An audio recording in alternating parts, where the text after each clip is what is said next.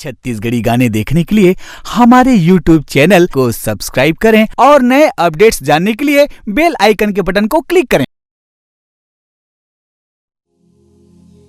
मुलापन बना लिया राजा, डोली सजा के लाले,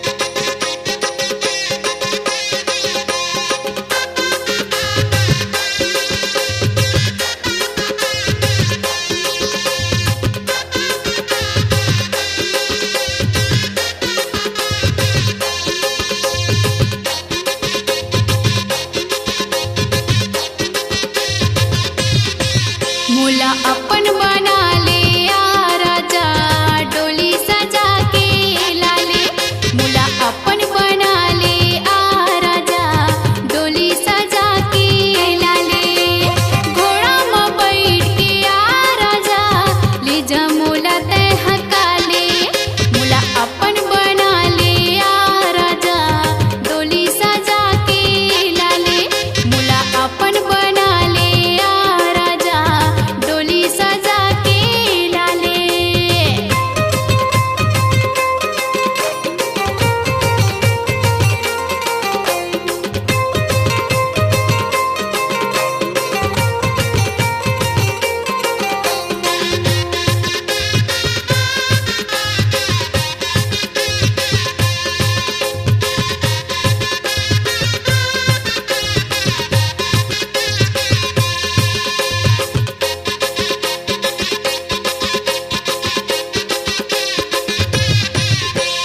मन सपना भरी मोर हवैगा, मुला ते अपन बनावे, देखत रही था मैं तोर सपना गा, डोली सजा के कब लावे।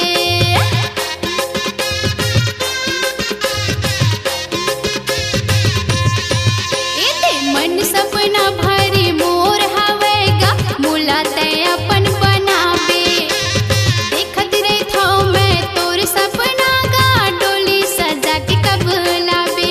तै सपना में हाले राजा, ले जा मोला तै हकाले, मुला अपन बना ले राजा, डोली सजा के लाले, मुला अपन बना ले राजा, डोली सजा के लाले।